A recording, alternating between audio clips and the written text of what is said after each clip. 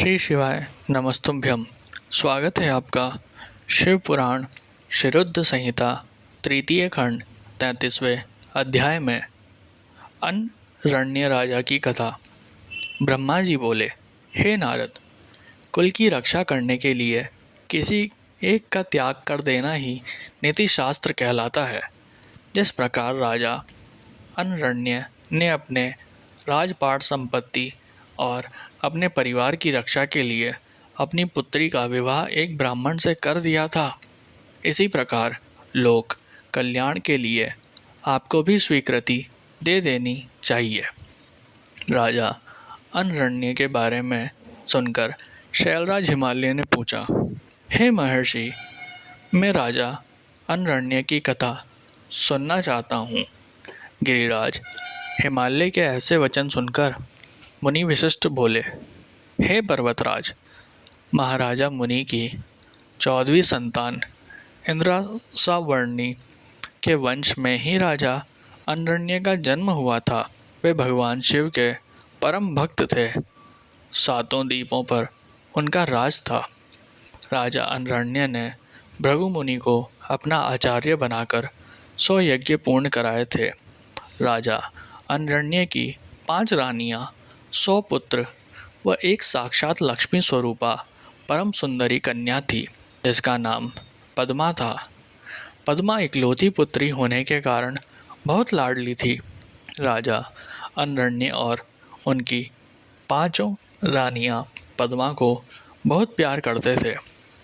राजा बहुत ही सरल, न्यायप्रिय व उदार थे। देवताओं द्वारा स्वर्ग का सिंहासन दिए जाने पर उन्होंने उसे ग्रहण करने से इनकार कर दिया था। जब राजा अनरण्य की प्रिय पुत्री पद्मा विवाह के योग्य हुई तो राजा अनरण्य को उसके विवाह की चिंता सताने लगी। पद्मा के लिए योग्य वर की खोज शुरू हो गई।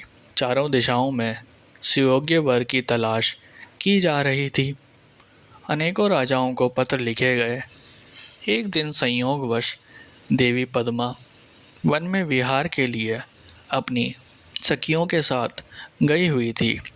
वहाँ तपस्या करके लौट रहे ऋषि पिप्पलाद की दृष्टि पद्मा नाम की उस सुंदरी पर पड़ गई। वे उसकी सुंदरता पर मोहित हो गए। वे उस सुंदरी को मन में बसाए हुए ही अपनी कुटिया पर पहुँच गए। सुंदरी का सौंदर्य पिप्पलाद के मन मस्तिष्क में धंस गया था। एक दिन ऋषि पिप्पलाद पुष्पा भद्रा नामक नदी में स्नान करने गए। संयोगवश राजा अनरण्य की परम सुंदरी पुत्री पद्मा भी वहाँ उपस्थित थी। उसे पुनः देखकर ऋषि पिप्पलाद के मन की इच्छा पूरी हो गई। उन्होंने पद्मा की सखियों और सैनिकों से उसका परिचय प्राप्त कर लिया। वहीं मनुष्यों ने ऋषि की हंसी उड़ाते हुए कहा कि ऋषि जी, आपका मन देवी पद्मा पर मुग्ध हो गया है, तो आप महाराज से उन्हें मांग क्यों नहीं लेते। इस प्रकार के वचन सुनकर पिप्पलाद लज्जित तो हुए, परंतु उनके दिल में सुंदरी पद्मा को पाने की इच्छा कम न होकर और बलवती हो गई। स्नान, नित्यक्रम और शिव पूजन आदि से निवृत्त होकर मुनि पिप्पलाद राजा अनरण्य की सभा में चले गए। अपने दरबार में मुनि को पधारा देखकर राजा अनरण्य के चरण छूकर उनका अभिवादन किया तथा विधिवत पूजन करने के पश्चात उन्हें आसन पर बैठाया तथा पूछा कि मैं आपकी क्या सेवा कर सकता हूँ। इस पर ऋषि पिप्पलाद बोले, राजा, आप अपनी कन्या पद्मा को मुझे सौंप दीजिए। यह सुनकर राजा चुप हो गए। इस पर पिप्पलाद मुनि कहने लगे कि राजा, यदि शीघ्र ही तुमने अपनी कन्या मुझे नहीं दी तो मैं क्षण भर में ही तुम्हें और तुम्हारे कुल को भस्म कर दूंगा। यह बात सुनकर राजा, उनकी रानियां, नौकर चाकर, दासियां सभी रोने लगे। राजा अनरण्य यह सोच अत्यंत व्याकुल हो उठे कि कैसे वह अपने फूलों से भी कोमल पुत्री का हाथ एक बूढ़े ऋषि को दे। राजा इसी चिंता में डूबे हुए थे कि वह क्या करें कि तभी वहाँ उनके पुरोहित और राजगुरु आ गए।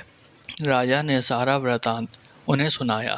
इस पर राजगुरु बोले कि राजन, आपको अपनी कन्या का विवाह किसी से तो करना ही है, तो क्यों ना उसका विवाह ऋषि पिपलाद से ही कर दिया जाए। इससे आपके कुल की भी रक्षा हो जाएगी।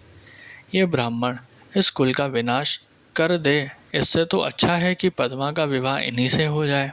इस प्रकार अपने राजपुरोहित और राजगुरु के वचन सुनकर राजा अनरण्य ने अपने कुल की रक्षा करने के लिए अपनी कन्या को वस्त्र आभूषणों से अलंकृत करा, उसे ऋषि पिपलाद को अर्पित कर दिया।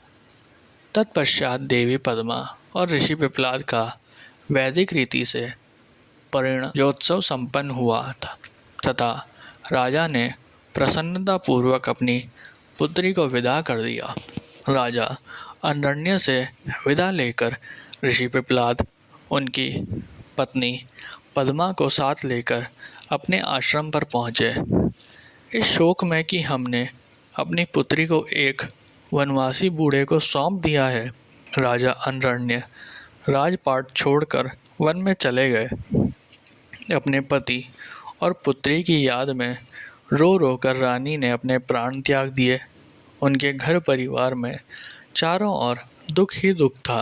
राजा अनरण्य ने शिव कृपा से शिवलोक को प्राप्त किया। तत्पश्चात उनके पुत्र कीर्तिमान ने राज्य किया और उनके कुल का नाम चारों ओर फैला। इसीलिए हे हिमालय राज, आप अपनी पुत्री को भगवान शिव को अर्पण करके अपने राज्य, कुल और धन की रक्षा करके सभी देवताओं को अपने अधीन कर लीजिए।